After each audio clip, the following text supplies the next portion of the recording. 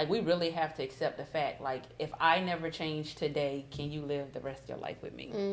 If I never change a thing.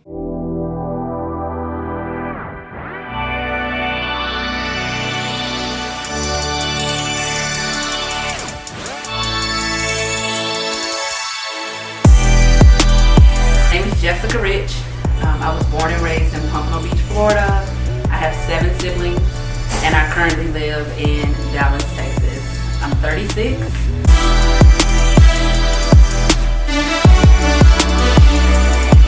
So my name is Cy Glamour. I am 33 years old. I just turned 33 in April. I live in Austin right now. I've lived there for a couple of years, but I grew up in Auburn, Alabama.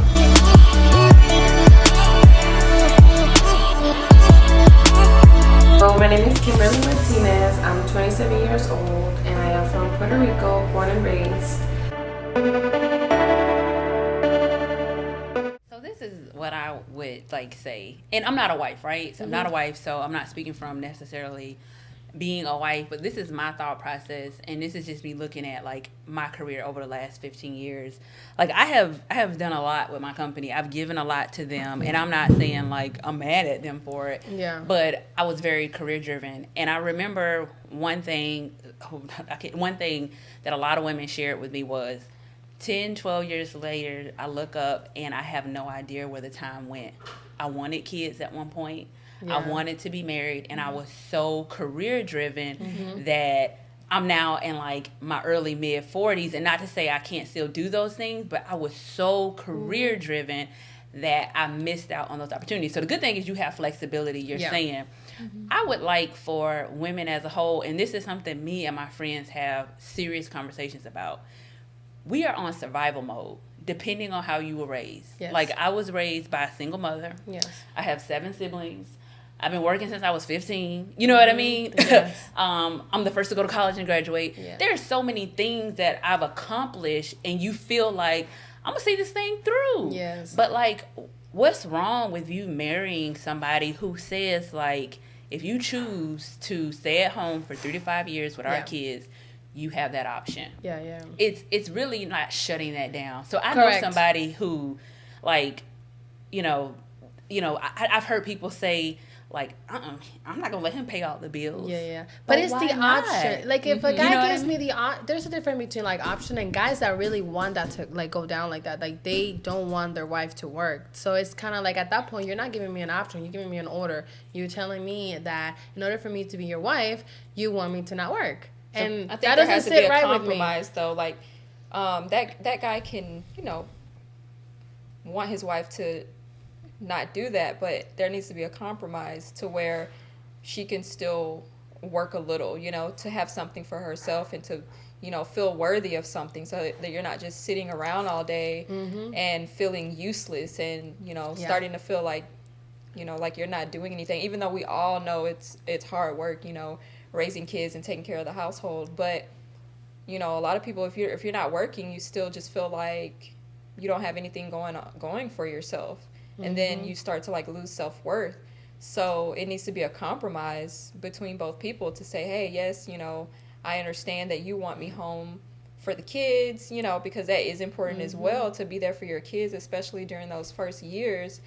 But also, I still, am my own person, and it makes me happy to work, or it makes me happy to do these things on the side. So if I'm capable of, juggling both things or doing something part-time, then, let me do that.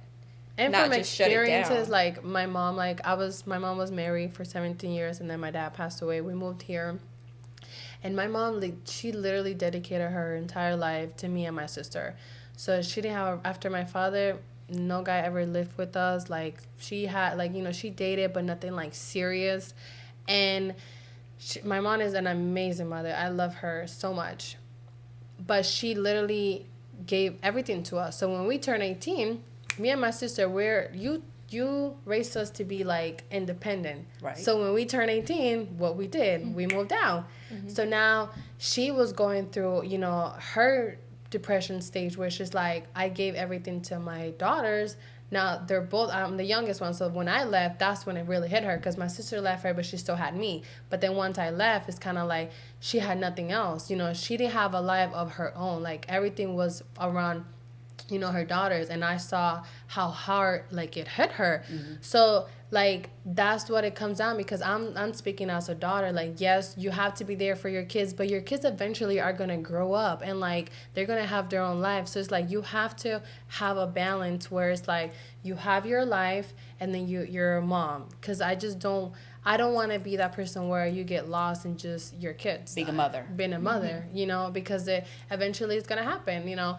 Then also, like, my mom had us young. Like, I'm 27. By the time my mom was 27, she already had both of us. So maybe, like, I'm in a different state that she is, because by the time I have kids, if I do, I'll be older. So it's different. But just from that experience, like, it's a scary feeling. So I think it's more of that.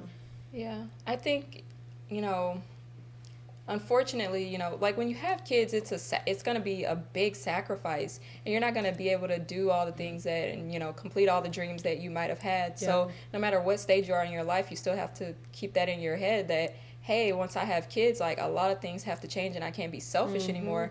And I think your mom, you know, she deserves big props for not bringing men into her children's home and life, daughters. you know. So even, you know, yeah. not to say that she can't, you know, that she couldn't date and talk to people, you know, but the fact that she didn't bring anyone around you guys and into your home, that says so much about her character and her love for you guys, because, you know, some people make that mistake or they introduce their kids too soon and all these things. Yeah, so, no, for sure. Yeah, for sure. she deserves props for and that. And now she's so happy. Like, she has an amazing relationship. Like, I mean, I wish he was with her when we were, like, you know, still at the house, because this man, the way he just loves her and, like, loves us, like, the way anything that we ask him to do, like, and we're grown, so, like, he's not my stepdad to me, because I was already, you know, at the house, but as an adult, he's still fulfilling that, like, father figure. Like, you know, you don't stop needing a father when you just turn 18. Like, you still need that.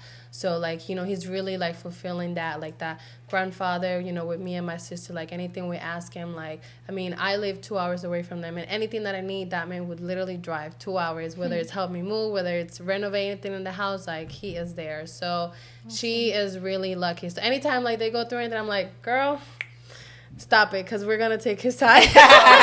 Like, he is that amazing person. So, you know, God really looked out for her, because she looked out for us. So, but I think you should, like, you said something that she raised you all to be independent women, and she, like, poured so much into you all. And then later she found a wonderful partner. Like, take pieces from that, because we got to remember, like, our parents are working based on the capacity of what they know, and we take what they did, right? And everything isn't right. We don't, and you would never tell them that, but you're like, you did it based on what you can do. So now you look and see what she did, and then you're like, okay, well, I know I don't want to lose myself in being a mother, so how do I find that balance and still be open to working from home? Like you said, you're interested in if you all have a business, or maybe you want to do something on the side. Just knowing that there's options there, that where you don't have to feel like it just has to be your career to give you the security. Like, you can get security other places. Yeah, exactly. And that's what I'm open to that. But it has to be, I have to have something. And it has to make you happy. Like, what makes me happy, what makes her happy. It's going to look different for all of us. And that's okay. Yeah, because I don't want to get caught up. Just, it would drive me crazy. In the minivan? Girl, no, you would never see me in the minivan. I'm going to have a nice... So what you going to put the kids in? It's going to be an SUV. That's it, because I'm going to have 2 kids. That's no more than 2 kids, girl. We don't need a minivan for that. But yeah, there's nothing wrong with following your career. I just think, like, sometimes we get so career focused, and I'm speaking for myself as well, that, like, I look back and I'm like, did I really make the time to date? No. I know I didn't. You know what I mean? And I can't blame anybody but myself. And to be honest, like, I know I'm going to be a great mom, because I have a nephew and I am so involved with him, and I love him so much. And they live 2 hours away. When I tell you, I go to his games, anything that he got going on, his birthdays, like he's 10 years old, and I've never missed one of his birthdays. Well, actually, I did last year because I was out on vacation. It was so heartbreaking. I was in California, and it was the one birthday I missed. But so like I see how I am as just an aunt, a titi. So like I can only imagine how I would be as a mom. Like I know I'm gonna be that mom that's gonna be very like involved in my children's life, but I want to have my own life aside from that. So, and I want a girl because I'm tired of going to football games. I need to go to a ballet dance or something. But I think what we learned too this I weekend need is dancing like, or something. well, until we have kids, like we really won't know what the impact is like. So we're seeing a lot of stuff now, but that baby comes. None of us have kids. That baby comes, you like, but who knows once the baby gets here how what we you're gonna really feel. respond to that. Yeah. Absolutely. I got 2 dogs. Does that count? I guess? You know, I had to Two find fur a babies. I had to Yeah. find a dog sitter to come here. So. Yeah, same. Like yeah. when I go my tra- dog's my baby. Yeah, when I travel, I gotta find somebody to take care of them. So it's Yeah. kind of the same thing. Fur baby. Parents are gonna be rolling their eyes at us. Oh, like, I know. A dog. Oh. But hey, my dog is my baby, so All the and I have 2, so that's a lot. that's a lot of work. People tell me that all the time. What do you guys think about like double standards? I get that a lot, and I hate it. What specifically? Double standards, like, you know, the things that men can do or in the things that women cannot do. I don't think they're going. I don't think that, you know, that thought is going anywhere. I think women are gonna have to accept the fact that, you know, that's men that viewpoint is not going anywhere with men. Like they're always gonna have that in the back of their head that a woman shouldn't be doing this and she should be doing this over here, and you know, that I don't think it's going anywhere. But and then on the flip side of that, then we learn like when men are like, but you shouldn't tell us what we should do and what we shouldn't be doing. So it's just, I don't think I'm gonna get far with it. So yeah, they don't want you to vocalize it, right? But as far as like the double standards, like even if they don't say it, it's there. It's there. It's in their head, and I just think that's just how that's gonna stay. But yeah, of course, nobody wants anybody to, you know, nag them or, you know, constantly, you know, get onto them or whatever. But I think the double standard's just gonna sit there in their head. Yeah. So let's be specific about the double standards. Like, what's something that you were thinking of? Like, okay, so for example, you know, I'm very like outgoing, and to me, guys are very like, well, a woman shouldn't be doing this and shouldn't be doing that and she shouldn't be out as much. And like, what makes you think that I cannot go out and have fun? Like, what makes you think that you can go out and have fun but I can't? Like, things like that. It makes me like, I wouldn't say anger because I really don't care what people think. I'm just gonna do whatever I want to do, but I don't agree with the whole thought of it, because what you're doing, it's what you're doing for yourself. So what I'm doing is what I'm doing for myself. Whether you think that a woman shouldn't do that, that's your opinion. At the end of the day, it's not a fact. It's like an opinion. So I cannot, like, I respect it, but I don't agree with it. Sounds like an insecurity. Yeah, sounds like that guy might be insecure if he's. Because I don't think you're gonna say something like about a that. woman should be seen and not heard or something like that. Ooh. Or, you know, I'm trying. I want Cringy. to be kind of clear, like what this double standard is. Just like as we talk about it, if it can help somebody else, like. But that one, I think, I think he was tripping. Yeah. Like, Oh, I that's want to go funny. out too. Yeah. Exactly. Like, what you mean? But it is a double standard. Yeah, I guess to your point, it's more of like you should be home, right? You need to be home. A woman should be home, and he can do whatever he wants to do. But some of us are probably insecurity. I mean, and some of these things are just absurd. Like, come on now. Like, some of these things that they're like carrying around from, you know, like back in the day, and you're supposed to be cooking and cleaning and doing this, this, and this, and that's your place. You know, it's just not realistic. So I feel like sometimes, you know, maybe if it's like we're hearing all that stuff on social media, a lot of times it's just they're talking just to talk. They're not even thinking about what they're saying when it comes out their mouths, because a lot of these people can get in relationships and be, you know, they know they can't talk to that woman crazy, and they know they can't do that to her, but, you know, then they'll get on social media and spill all this toxic stuff to people and have them messing up their relationships with their woman While they're over here, It's kind of one of the you know, the people that, like, when they grow up in high school, they were, like, not the cool kids. They were, like, super boring. They grow up, they get this banging job. They're the CEO, and now they're, like, the assholes because of that reason. Because they're, like, because they're still holding on to that hurt. It's, like, the only power they got. And then when they leave work, they're still, like, nobody. Like, those be the worst. Mm-hmm. What about, like, have y'all dated somebody who...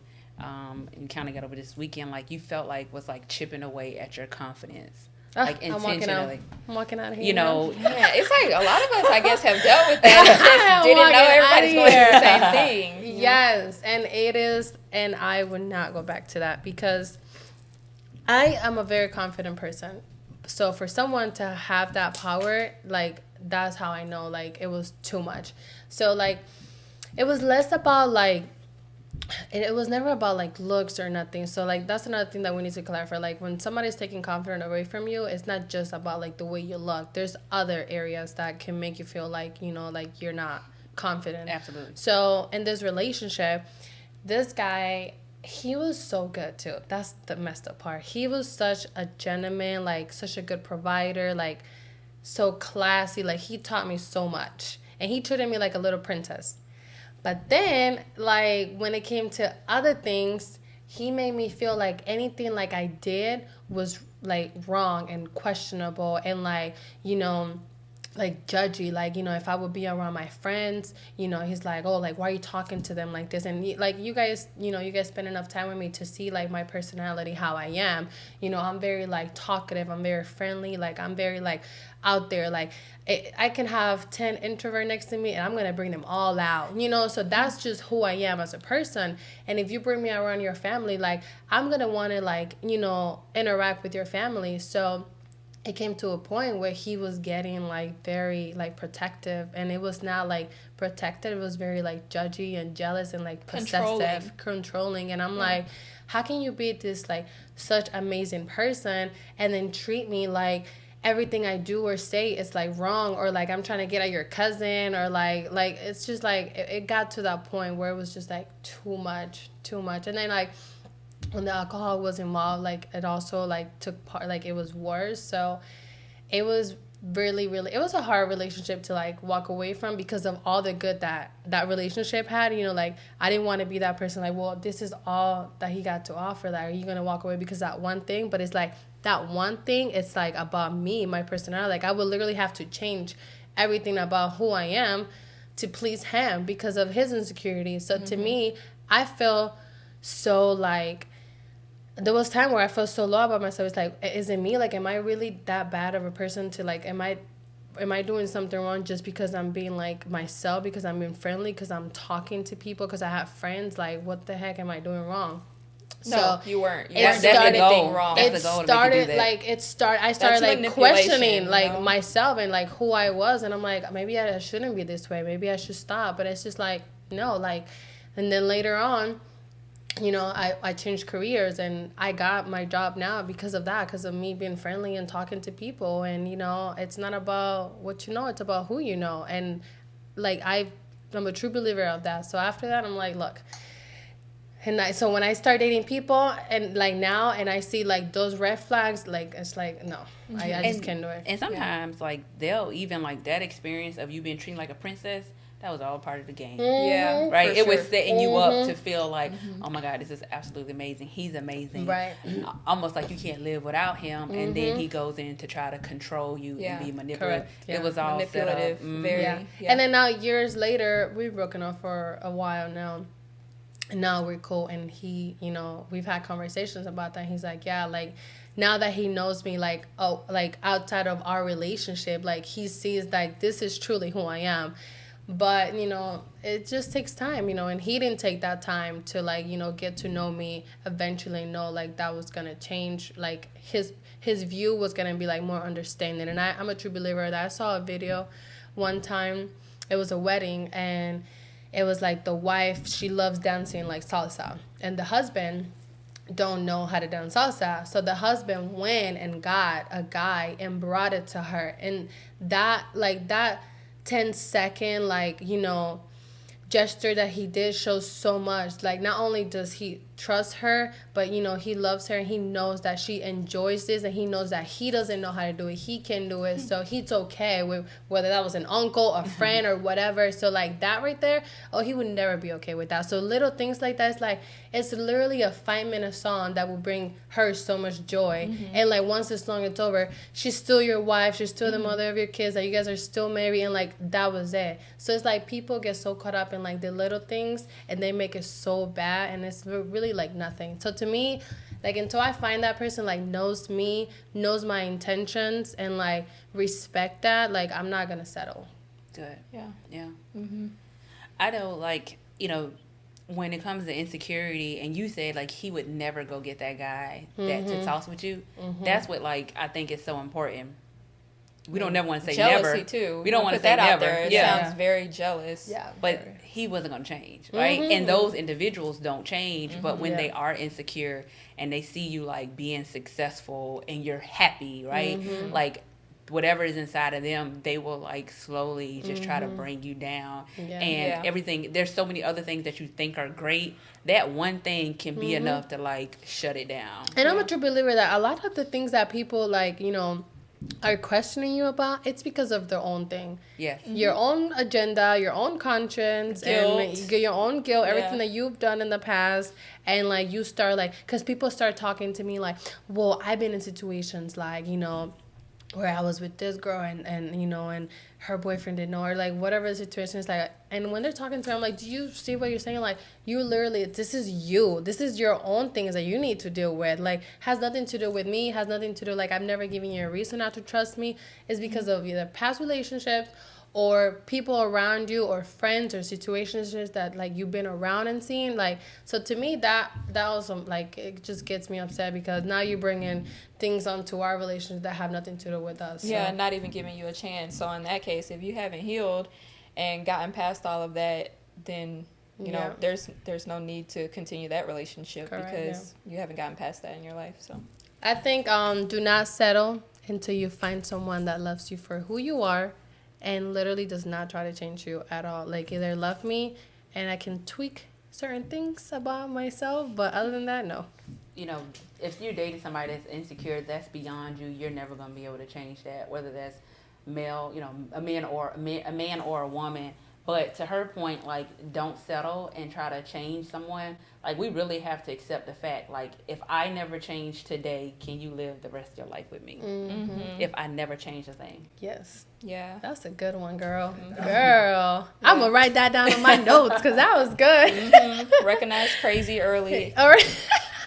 That was actually really good. I like that. Oh, my conclusion was recognize crazy early. You can't fix any of that. So if they're showing signs of jealousy, controlling behavior, manipulation tactics, and especially if they're insecure, those are things that they should have worked on before you. So there's no need for you to settle and be with that person. Yeah. Leave it alone.